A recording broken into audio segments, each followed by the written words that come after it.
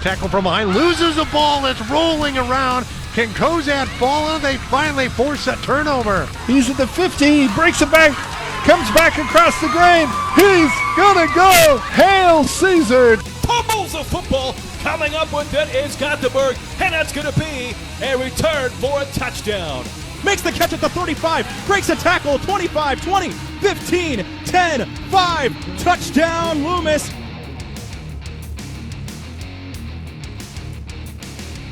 Welcome back to the Press Box Preview. It is week 7 of high school football here on KRVN.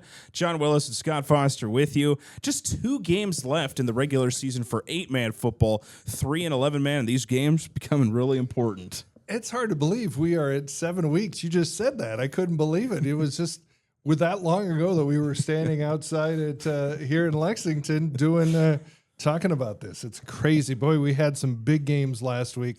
A whole lot of fun. You know, Gothenburg knocks down Kozad pretty handily in a rivalry game. DCS beat St. Pat's 47-14, so they look good. Elm Creek figured out a way to win again against Kennesaw 41-38. Hitchcock County beat Loomis.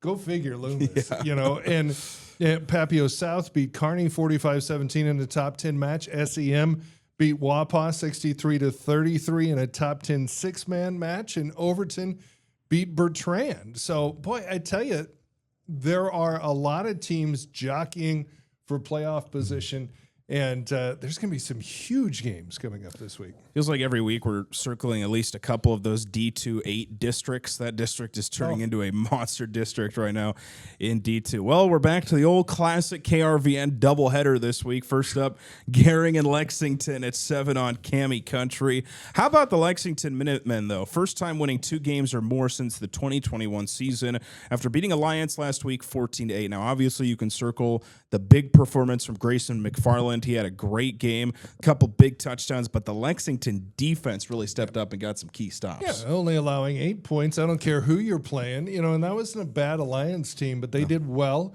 I think their lines have gotten better. They pursue the ball really well. You talked about how good Grayson has been during the year, and they have some home run guys offensively too. But yeah, I mean, kudos to that Minutemen defense. They face a Gering team that is 4-2 so far on the season, but they have lost 2 straight games against tough teams with McCook and Scotts Bluff. This is a team that is looking to get back on the right track as they make the long trip here to Dawson County. Boy, it's all about Bo Gable, isn't it? 570 yards rushing, 8 touchdowns. He's averaging 175 running yards per game. Reese Knight, their quarterback, he can toss it around a little bit too, but they really haven't had to. So the question is, you know, we're in week 7. Does somebody like a Bo Gable, who has carried the ball so much, is he starting to get worn down a little bit? That's kind of what Lexington, I think, is hoping for here as they get a chance to get up there and face him. It really should be a pretty good game. Yeah, again, both teams really like to run the football, so it could be a ground and pound kind of game. This series is tied at 10 since 2006, with the Bulldogs winning the last 6 matchups. They won 39-21 a season ago. All right, then some 8-man football on 880 KRVN. Arapahoe is at Highline. That'll be at 7. Now, Arapahoe is 1-5 on the year. Again, lost that big senior class from last season. They lost a heartbreaker last week to Alma, 36-34, where they had a late 2-score lead. Just couldn't quite hold on last week against the Cardinals. This team has definitely improved, though, and we've seen some good things. Well, they're well coached. We know that, and so that's going to help. Winning begets winning. They're used to winning, and so they're trying to get back to that. Hayden Seek's been great, 508 yards and 7 touchdowns. He's also very good on defense. Briggs Hill has been really impressive for the Warriors, too, at quarterback, especially on the ground. I think this is an emerging Arapahoe team. And it's a team that's going to be ground and pound, try to control the clock. They've been playing a lot better. Again, getting Hayden Seach back was a big deal as well after he missed about a game and a half due to injury earlier this season. Now, Highline is 2-4 on the year. They are coming off of their second win of the season last week against Southern Valley, 42-6. Now, with 2 games left in the regular season, this is an important game for them, Scott, because playoffs are still on the horizon. So it feels like this is a big game for them to get. You know, I think it is, and this is a good game of teams with not very good records, right? And it's an important game. Chase Byler has been really good at running back, scoring 4 touchdowns. over 200 yards last week against Southern Valley. He's also the team's leading receiver. They like to run the football. So, again, we could see another slugfest. Yeah. We're going to have a couple slobber knockers here on the radio waves this weekend.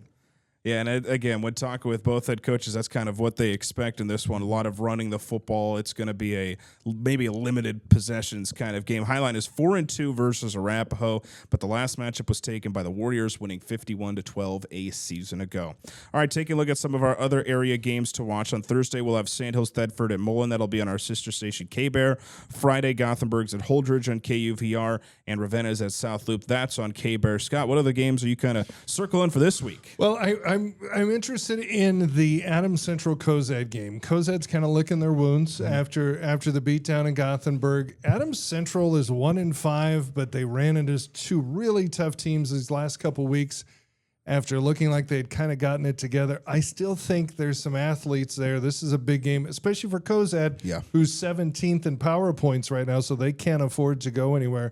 Also, Bertrand and Loomis. Bertrand 3-3. Loomis is 4-2. 11 miles away from each other. Big rivalry. Loomis has the home field advantage, so you kind of got to like them too. And I do want to mention Anselmo Myrna in Twin Loop. I'm taking 3 this week since he did last week. And Anselmo Myrna's 5-1. They're number 5 in the PowerPoints. Twin Loop is 4-2.